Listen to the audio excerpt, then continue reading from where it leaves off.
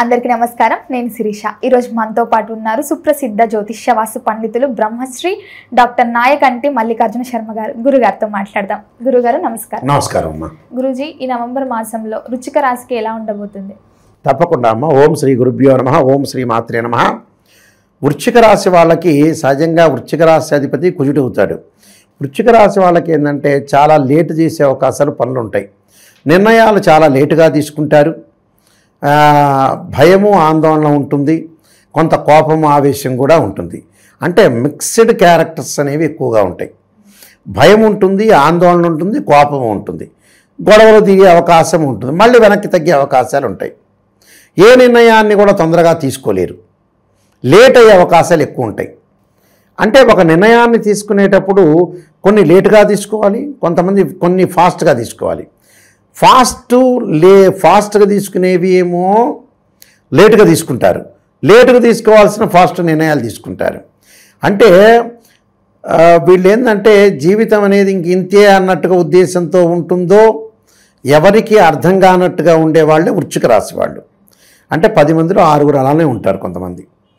అంటే నిర్ణయం తొందరగా తీసుకోవాలి, జీవితాన్ని ముందుకు నడిపించుకోవడానికి ఒక కన్స్ట్రక్షన్, ఒక నిర్మాణాత్మక పాత్ర పోషించి ముందుకెళ్తేనే మనకు మంచి జరిగే అవకాశాలు ఎక్కువ ఉంటాయి. లేకపోతే ఏంటంటే జీవితం అనేది చాలా తక్కువ.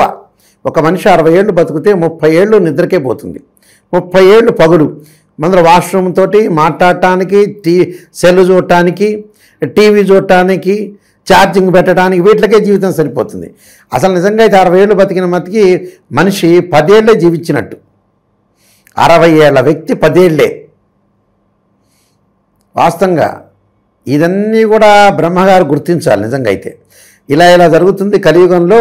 కాబట్టి వీళ్ళకి లైఫ్ స్పాన్ ఎక్స్పెండ్ చేయాలని ఉద్దేశంతో అర్జీ పెట్టుకున్నట్టు ఉంటుంది బ్రహ్మగారికి. అలాగా ఎంత సమయాపాలన జరిగిపోతుంది ఇక్కడ. అందువల్ల వృశ్చిక రాశి వాళ్ళు త్వరగా నిర్ణయం తీసుకోలేరు, మొండిగా ఉంటారు కొన్ని సందర్భాలు. అలా మొండితనం పనికిరాదు. లౌక్యం చాలా ఇంపార్టెంట్ ఇక్కడ. అలానే ఇవన్నీ కూడా గోచారరీత్యా చెప్పబడే ఫలితాలు అంటారు. ఇవి బర్త్ చార్ట్కి సంబంధించినవి ఫలితాలు కావు. అది చాలా ఇంపార్టెంట్ ఇక్కడ. ఇక్కడ గ్రహస్థితిని మనం ముందుగా చూసుకునేటట్టయితే గురువు కర్కాటక రాశిలో వక్రస్థితిలోను, శని మీనరాశిలో వక్రస్థితిలోను, రాహుకేతులు కుంభసింహ రాశిలో సంచారం చేయటం, అలానే శుక్రుడు తులారాశిలోను, రవి కుజుడు వృశ్చిక రాశిలోను, బుధుడు తులా వృశ్చిక రాశిలో సంచారం చేస్తారు. ఇది గ్రహస్థితి. వృశ్చిక రాశి వాళ్ళకి ఏ విధంగా ఉండబోతుంది అనేది మనం చూసుకునేటట్టయితే ముఖ్యంగా వృశ్చిక రాశి వాళ్ళకి ముఖ్యంగా 9వ స్థానంలో కర్కాటకంలో గురువు ఉన్నాడు. అది వక్రస్థితిలో ఉంది అంటే ఖచ్చితంగా పొదుపు పాటించి తీరాల్సిందే. అది సెకండ్ ఆప్షన్ ఏమి ఉండదు అక్కడ. వృశ్చిక రాశి వాళ్ళకి భాగ్యస్థానంలో గురువు కర్కాటక రాశిలో ఉంటాడు, వక్రస్థితిలో ఉంటాడు. ఆర్థిక పరంగా డబ్బులు వస్తున్నా కూడా కొంత ఖర్చు అయ్యే సూచనలు అనేవి ఒకటి ఉంటాయి. ఖర్చు విషయంలో కొంత జాగ్రత్త ఉండాలి, పొదుపు చేయాలి. ఎంతవరకు చేయాలో అంతవరకు చేయాలి. ఈ కాలంలో ఎలా ఉంటుందంటే అసలు విషయాల ఖర్చు పెట్టుకోకుండా వేరే విషయాల మీద ఖర్చు పెడుతుంటారు. వీళ్ళు లగ్జరీ ఐటమ్స్ ఖర్చు పెడుతుంటారు. కొంతమంది తిండే తినరు. డాక్టర్ దగ్గరికి వెళ్ళాలంటే మందులకు 100 రూపాయలు ఖర్చు అవుతుందని, కానీ పక్క రోజు మటుకు యాపిల్ ఫోన్ కొంటాడు. అంటే దేనికి డబ్బులు ఖర్చు చేయాలో దానికే జీవితంలో ఖర్చు చేయాలి. పిల్లల చదువులు ఉన్నాయి, చాలా ఇంపార్టెంట్. అది వరకు రోజుల్లో ఏం చేసేవాళ్ళు అంటే 1970లో ఒక శ్రీశైలం వెళ్ళినా తిరుపతి వెళ్ళినా కూడా భక్తితో వెళ్ళేవాడు. 2000 తర్వాత భయంతో వెళ్తున్నారు. 2010 తర్వాత ఎంజాయ్మెంట్ కోసం వెళ్తున్నారు. హైదరాబాద్ నుంచి శ్రీశైలమో తిరుపతి వెళ్తే అక్కడ వెజిటేబుల్ బిర్యానీ తినొచ్చు, అవి తినొచ్చు, ఇవి తినొచ్చు వెళ్తున్నారు. కానీ భగవంతుని భక్తితో మటుకు వెళ్ళట్లా. అలా కూడా ఉంది, అలా జరుగుతున్నవి కూడా ఉన్నాయి. అంటే భక్తి కంటే భయంతో వెళ్తున్నట్ట. అందువల్ల భక్తి చాలా ఇంపార్టెంట్. సంతోషకరంగా ఉండాలి మనిషి, తప్పేమీ లేదు. అలాగా దేనికి డబ్బులు ఖర్చు పెట్టాలో దానికి ఖర్చు పెట్టాలి. అయితే కర్కాటక రాశిలో వీళ్ళకి వక్రస్థితిలో ఉండటం వల్ల ఖర్చులు అధికంగా పెరిగే అవకాశాలు ఉంటాయి. ఖర్చును తగ్గించుకోండి. దేనికి ఖర్చు పెట్టాలో దానికి ఖర్చు పెట్టుకొని ముందుకు వెళ్ళండి. అలానే ఈ రాశ్యాధిపతి అయిన కుజుడు వ్యయ స్థానంలో ఉండటం వల్ల చిన్న చిన్న గొడవలు రాకుండా కాపాడుకోండి. ప్రమాదాలు రాకుండా సూచనలు చూసుకోండి. అంటే వాహనాన్ని నడిపేటప్పుడు స్పీడ్గా నడపకుండా చూసుకోవాలి. చాలా జాగ్రత్తగా ఆలోచన చేసి ముందుకెళ్ళటం అనేది చాలా మంచిది. అలానే వీళ్ళకి ముఖ్యంగా ఈ వృశ్చిక రాశిలోనే కుజుడున్నాడు, రాశ్యాధిపతిలోనే కుజుడున్నాడు, రవి ఉన్నాడు.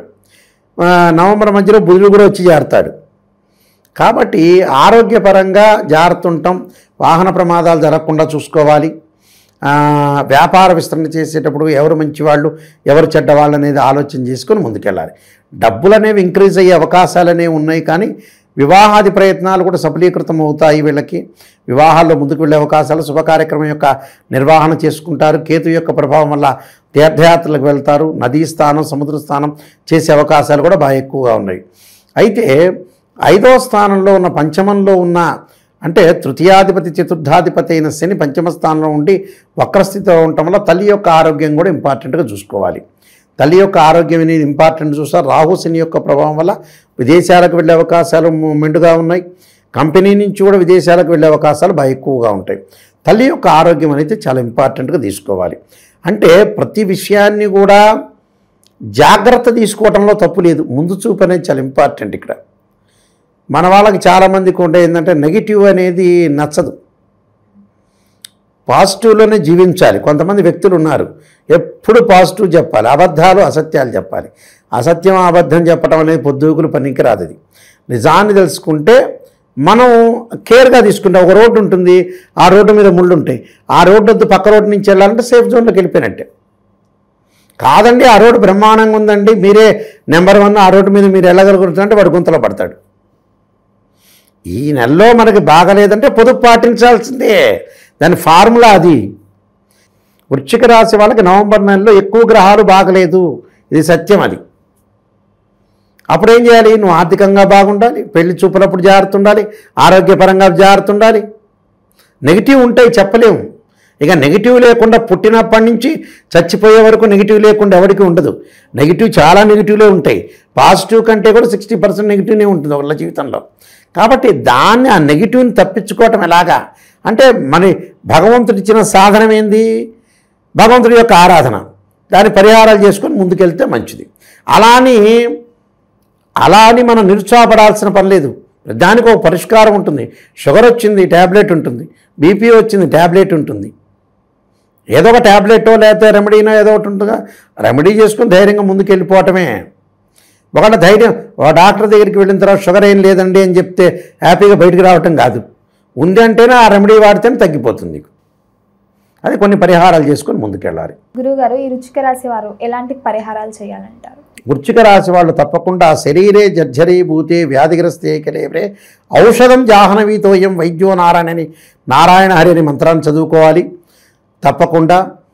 తర్వాత ఆరోగ్యపరంగా మెరుగుపడటానికి శివుడికి నువ్వుల నూనెతో అభిషేకం చేయాలి. మంగళవారం రోజున రాహుకాలంలో దీపం పెట్టాలి. అలానే అంగారకాయ యుద్ధశక్తి వస్తాయి దీమే తన్నో భౌమ ప్రచోదయాత్ అనే మంత్రాన్ని చక్కగా చదువుకోవాలి. సూర్య నమస్కారాలు చేసుకోవాలి. ఇవి చేసుకుంటే సరిపోతుంది, మంచి ప్రశాంతంగా ఉండొచ్చు. ప్రతిదీ కూడా నెగిటివ్లోంచే పాజిటివ్ వస్తుంది. నెగిటివ్ని ఖచ్చితంగా విని తీరాలి మనిషి. ఒక మనిషి చనిపోవటం ఖాయం ఎప్పటికైనా. అలానే ప్రస్తుతం మనం అవుతుంది అలా అనుకోకూడదు, కానీ యథార్థాన్ని గ్రహించాలి. యథార్థాన్ని గ్రహించి భగవంతుడి యొక్క ఆరాధన చేస్తే మంచి జరుగుతుందమ్మా. మొత్తం మీద గురుగారు, ఈ నవంబర్ మాసంలో వృశ్చిక రాశి వారికి ఎలా ఉండబోతుందో తెలియజేసినందుకు ధన్యవాదాలు. నమస్కారం.